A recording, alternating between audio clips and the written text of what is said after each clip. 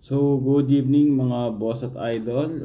Good morning and good afternoon sa mga subscribers natin na nakikinig. Number one po, maraming salamat sa pag-tune in at sa pag-play ng video natin for today.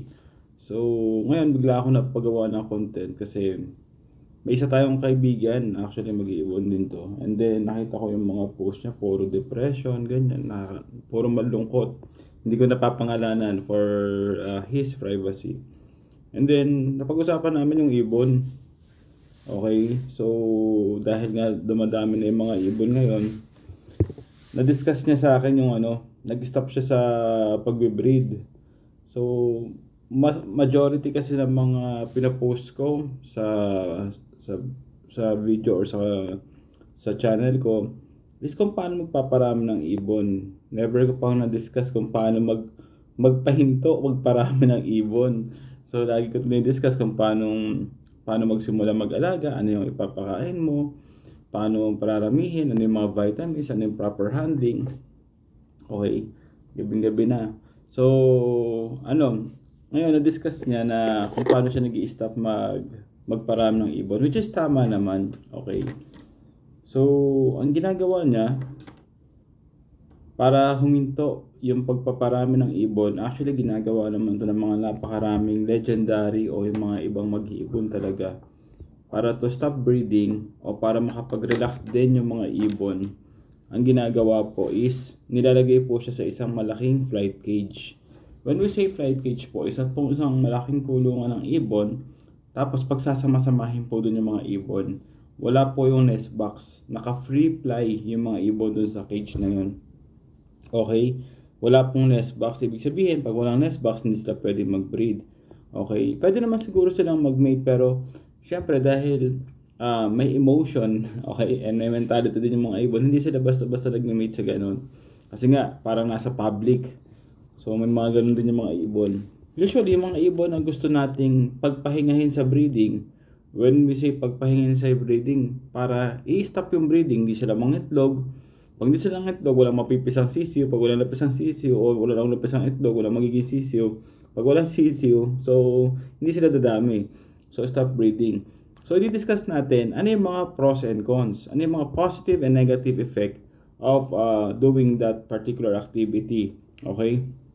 Number one, pag nilagay mo sila sa isang flight cage, ang positive nun, yung binanggit ko, makakapag-relax sila, hindi sila makakapag-breed. Okay, kung namamahalan ka na sa patuka, kung wala ka ng oras mag-alaga, so nilalagay yun doon, stop breeding yun, tapos nasa flight cage lang sila, lipad lang sila ng lipad. Yun yung mga positive. Okay? Hindi ka na rin mahirapan magpatuka kasi isang kulungan lang, isang patuka, isang patubig. Kasi pagka nag-breed ka, iba-ibang kulungan yan eh. Okay? So, ano pa ba? Yung ibon nakakalipad ng mas malaking kulungan. Maganda para sa body nila. Pumunta naman tayo sa disadvantage. Sa disadvantage, definitely, kasi nga, nasa flight cage sila, yung kung sino yung hari o reyna ng lugar na yun, ng flight cage na yun, sila unang kakain. Okay? Sila unang kakain, sila unang iinom. Tapos, yung mga huli, hindi sila makakain ng maayos. Unlike pagka naka-separate cage yan, maayos sila na nakakatuka. Okay? Ano pa ba? Yung iba minsan, pinapaliguan yung inuminan.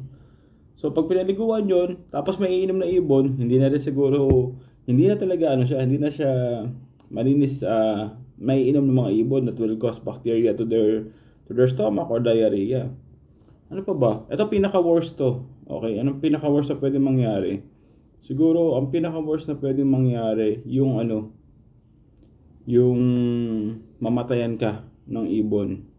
Bakit, sir? It's simply because kapag yung African lovebirds is na-stress dun sa flight cage, na-stress, ibig sabihin, paglagay mo sa kanya dun sa flight cage, hindi siya sanay sa ganon, may mga teritoryo, kasi may mga territorial na African lovebirds, yung mga territorial na African lovebirds natin, usually mga hen yan, yung mga babae, nanunukayan, tinutuka yung paa, tinutuka yung pakpak, tinutuka yung ibon.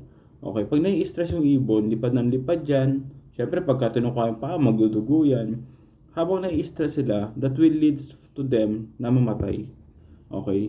So, yung inaakala mong mapapabuti sila, hindi mo alam, yung pala yung magdudulot sa kanila sa kapahamakan. So, anong consequence? Namatayan ka na ng ibon, namatayan ka pa ng breeder. Okay? So, bottom line, imbis na nakapag-relax sila, okay, imbis na nag-stop breeding ka lang, magre-reduce pa yung number of breeders mo. Alam naman natin na hindi naman lahat ganun ka eksperto, kadali magparami ng ibon. Tapos nung nagbe-breed na, in-stop mo dahil naisip mo na mapapabuti sila, hindi ka pa ganun kaalam, hindi ka pa ganun karulong. Okay? So, ang tendency, mamamatayan ka pa ng ibon. Kaya dun sa mga nag-aalaga ng ibon, nagagawa ng ganung proseso, ano yung mga dapat natin gawin? Siguro we need to analyze na wag natin ilagay sa flying cage kung meron doon mga territorial na hen, makikita mo naman yan, may mga attitude. Pangalawa, wag mo ilagay kung halimbawa sobrang mature na nung nasa flight cage mo, tapos talagyan mo ng mga bagong harvest. When I say bagong harvest, bagong kuha mo lang sa nest box. Or else otherwise, kung mga matured at breeder na nilagay mo rin doon, obserbahan mo lang din. Kasi baka mamaya nga, makikita mo naman yan eh. Obserbahan mo mga 5 minutes, 10 minutes, o kaya balikan mo after 1 hour. Kung duguan na, joke lang.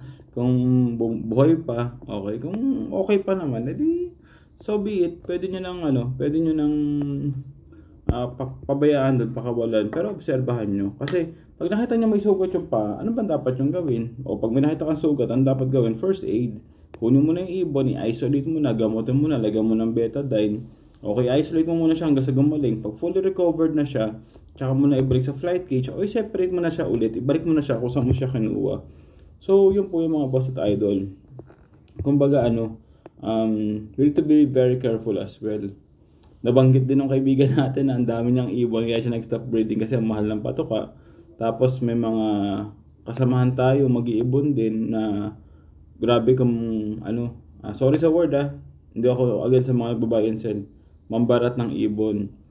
Syempre kung halimbawa wala ka ng ibang pinagkukunan, doon lang din sa breeding, so tendency masasaktan ka talaga doon sa pambabarat na ginagawa sa iyo ng kapwa mo, breeder o mag-iibon. Pero ako kasi personally, dahil may trabaho naman po tayo, hindi naman po tayo ganon ka na nangangailangan tayo dahil ang mahal ng patoka, laki ng mga bayarin natin. Pero dahil gusto rin natin makatulong minsan sa buy and sell, tinutulungan ko lang, hindi literally para pagtubuan. Actually palugi pa nga dahil ang mahal ng patoka tapos magkano mo lang binigay. Okay, kaya yung ibang nagbabuy and sell na humihingi ng tulong sa akin, yun, sana maunawaan nyo pagka minsan hindi kayo napagbibigyan. So mga boss at idol, yun lang po, yun ang kahalagahan, positive and negative ng pagkakaroon ng flight cage at pag-i-stop ng breeding. And glory to God and God bless po sa inyo lahat.